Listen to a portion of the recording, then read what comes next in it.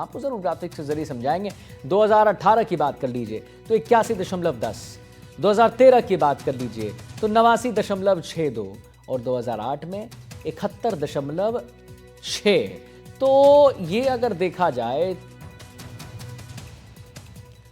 तो ग्राफिक्स के जरिए देखिए हम आपको वोट प्रतिशत बता रहे हैं। अंतर राजस्थान में 2025 की क्या स्थिति थी, 2008 की क्या स्थिति थी, आप खुद देखिए।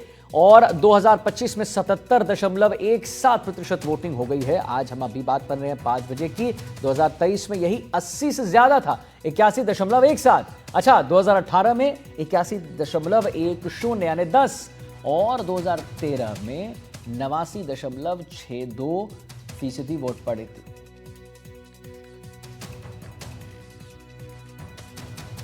ब्रिजेश हमारे साथ फोन लाइन पर जुड़ गए हैं। ब्रिजेश, जरा बताइए कि कैसा रहा चुनाव 5 बजे तक? आपने भी बताया था, जब आपसे बात हुई थी इससे पहले, तो आपने बताया था कि करीबन 80% होंगे, लेकिन वो 80% नहीं हो के ब्रिजेश 77 पर रुक गया है। और कैसा रहा? क्या प्रक्रिया में कोई बाधा आया या कुछ आया? सब कुछ बिल्कुल कहते हैं स्मूथ, एवरीथिंग वेंट स्मूथ।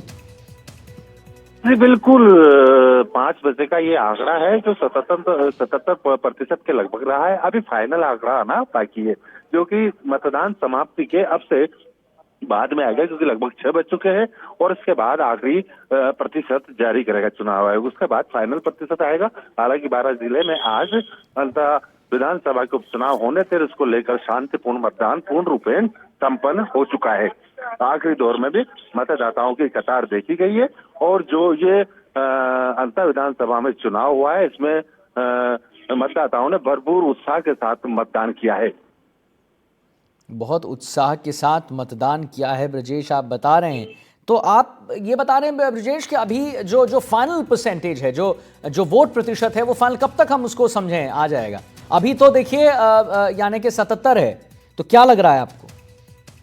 जी बिल्कुल, अभी जो देर साढ़े 5 बजे का ये प्रतिशत था वो 77% था, लेकिन जो लगभग 7 और 8 के बीच में फाइनल प्रतिशत आने वाला है और लगभग ये 80 का आंकड़ा क्रॉस करेगा, यानी 80% के पार ये मतदान होगा, क्योंकि इस क्षेत्र में पहली बार जनता ने इतने उत्साह से मतदान किया है।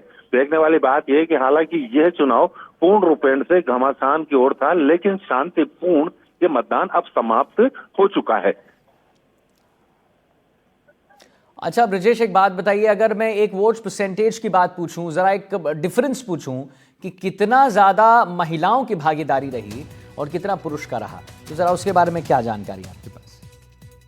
जी बिल्कुल, मैं आपको बता देता हूं कि अंतर विधानसभा के अंदर लगभग 2,28,000 मतदाता थे जिन्होंने अपने मतदान का प्रयोग किया है। जहां पर महिलाएं और पुरुष अपने मतदान के लिए पहुंचे हैं, तो 9 मतदाताओं ने उत्साह से इस मतदान में अपने मतदान का प्रयोग किया है।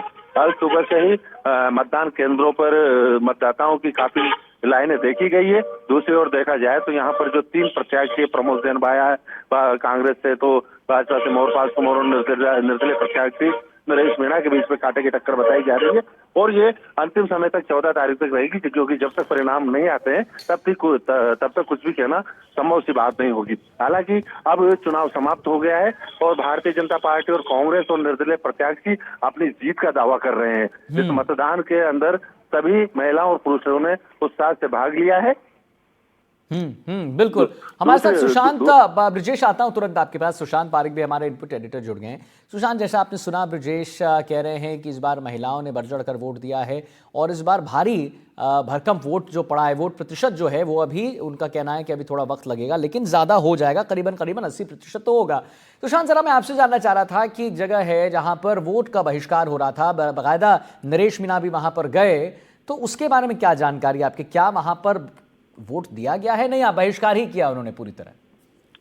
देखिए, सांगली गांव की आप बात कर रहे थे और जिस तरह से हम तस्वीरें दिखा रहे थे कि वो ग्रामीण मतदान का बहिष्कार कर रहे हैं, वो तस्वीर ये बता रही थी कि कैसे पूरे गांव को एक तरीके से उदासीनता झेलनी पड़ी, कैसे सिस्टम जो है उसकी नजर वहां पर नहीं थी। हालांकि चुनावी मुद्दा बना, नरेश मीणा ने उन ग्रामीणों से वादा भी किया था, लेकिन उसके बावजूद शाम तक वो वोटिंग करने के लिए तैयार नहीं थे। और हम जो तस्वीर दिखा रहे थे वो ये बयां कर रही थी कि कैसे सरकारें बदली, विधायक बदले, लेकिन उस गांव की हालत जो है, चाहे वो सड़क की बात हो या शमशान का रास्ता नहीं है, कैसे लोगों को पानी में से होके गुजरना पड़ता है। लेकिन हम अगर ओवरऑल बात करें अंता विधानसभा चुनाव की, तो शाम 5 बजे तक का जो आंकड़ा वो 77 के आसपास है, और जो अनुमान है वो ये कि पिछला रिकॉर्ड तोड़ सकता है जो कि 81 का है, तो 81 पार जा सकता है, 82-83 तक का भी, क्योंकि 6 बजे तक जो मतदान केंद्र में आ अच्छा गया। सुशांत, जरा वो एक फिर एक एक और सवाल यहां बनता ये है कि देखिए 80% वोटिंग हुई है, यानी अगर इसका पूरा जब आकलन किया जाए, जब अंतिम चरण की वोटिंग की बात करेंगे जो हो गया है और अंतिम जो निर्णय आएगा उसमें ये समझ में आया कि 80% ऑफ वोटिंग हो चुका है। क्या लगता है आपको इसके बारे, एक बहुत अच्छा मत लोगों ने अपने मताधिकार का प्रयोग किया, तो क्या आपको लगता है 80% जो वोट हुआ है किस तरफ ज्यादा रुझान, प्रमोद भाया जैन की तरफ ज्यादा रुझान कि मोरपाल सुमन या नरेश मीणा, क्या लग रहा है? देखिए, इस विधानसभा सीट के लोग मतदान को लेकर हमेशा से जागरूक रहे हैं। पहले का जो मतदान है वो बता रहा है, इस और इशारा कर रहा है कि कैसे मतदान प्रतिशत हमेशा से बहुत अच्छा रहता है अंता में, और उसकी वजह भी है। इस बार चूंकि मुकाबला त्रिकोणीय रहा, तीनों ही जो कैंडिडेट थे उन्होंने अपनी पूरी ताकत लगाई। आप ये देखिए कि माइक्रो मैनेजमेंट किस लेवल पे हुआ। कांग्रेस की तरफ से एक एक गांव में अपना जो नेता है उसकी तैनाती की गई ताकि वहां पर घर घर जाए। नरेश मीणा ने जिस तरीके से चुनाव लड़ा, जिस तरीके से रोड शो हुए, जिस तरीके से जनसभाएं हुई, आमतौर पे एक बाई इलेक्शन में इस तरह का माहौल नहीं दिखता है। तो एक बाई इलेक्शन बहुत हॉट सीट, और उसमें फिर त्रिकोणीय मुकाबला, कांग्रेस के, भाजपा के दिग्गज नेता, मुख्यमंत्री अगर दो बार रोड शो करने जाते हैं, और वसुंधरा राजे और भजनलाल शर्मा अगर एक साथ एक रथ में सवार होकर निकलते हैं तो मैसेज गया है। और अशोक गहलोत हो, सचिन पायलट हो, डोटासरा जूली, सभी ने अपनी पूरी ताकत कांग्रेस के लिए लगाई। नरेश मीणा ने बहुत सारे ऐसे नेताओं को जो इससे पहले कभी एक साथ मंच पर नहीं बैठे थे, चाहे वो राजपूत कम्युनिटी के हों, जाट कम्युनिटी के हों, आम आदमी पार्टी का उनको समर्थन मिला। हनुमान बेनीवाल गए, राजेंद्र सिंह गुडा लगे हुए थे। तो बिल्कुल सुशांत, इनफैक्ट देखिए वसुंधरा राजे और उसके बाद हमने अपने भजनलाल शर्मा को भी साथ में देखा, सचिन पायलट साहब को भी साथ में देखा, अशोक गहलोत साहब को भी साथ में देखा। तो ये एक मिश्रण अच्छा रहा यहां पर देखने को मिला, काफी इंटरेस्टिंग रहा सुशांत। बिल्कुल, मैं वही बता रहा था कि ये ताकत जो है उससे मैसेज गया, लोगों को संदेश गया, और तीनों ही जो समर्थक थे मतदाता वो अपने घरों से निकले, अपने अपने कैंडिडेट को वोट डालने के लिए निकले।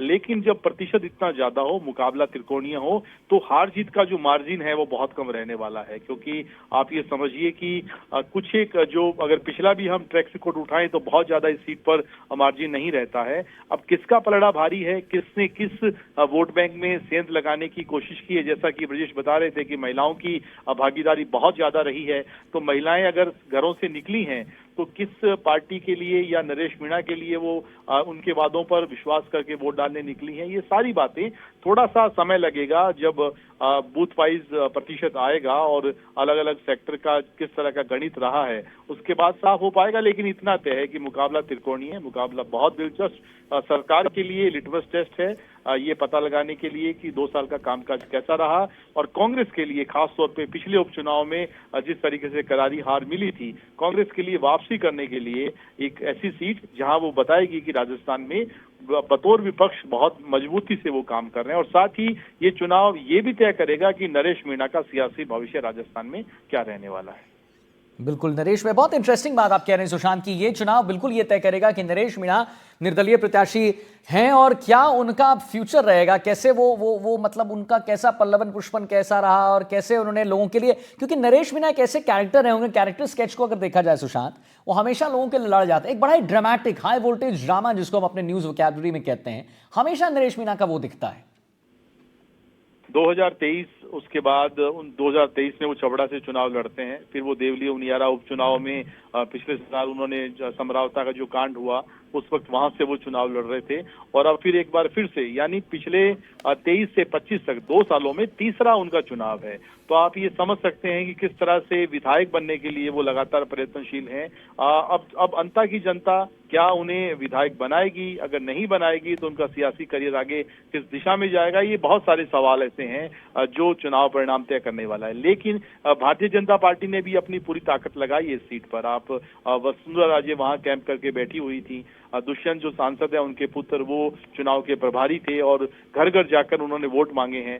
बाकायदा मुख्यमंत्री की जो टीम है, मदन राठौड़ की जो टीम है, वो माइक्रो मैनेजमेंट के स्तर पर काम कर रही थी। कांग्रेस ने भी इसी तर्ज पर काम किया और बहुत एक तरीके से सियासी बयानबाजी का दौर भी हमने अंता चुनाव को लेकर देखा है। जनमानस पर क्या असर होता है, हालांकि जनता बहुत समझदार है, जनता को पता है कि किसको वोट देना है, उसका वहां के क्षेत्र के लिहाज से जातीय क्षेत्रीय समीकरण किस तरह से अनुकूल रहते हैं। ये सारी चीजें ऐसी हैं जो तय करती हैं कि चुनाव परिणाम क्या होगा। लेकिन मतदाताओं ने अपना काम कर दिया है, बड़े पैमाने पे बम्पर वोटिंग हुई है और अब 14 को जब परिणाम आएगा तो साफ होगा कि राजस्थान की अंता विधानसभा की जनता ने किसको चुना है।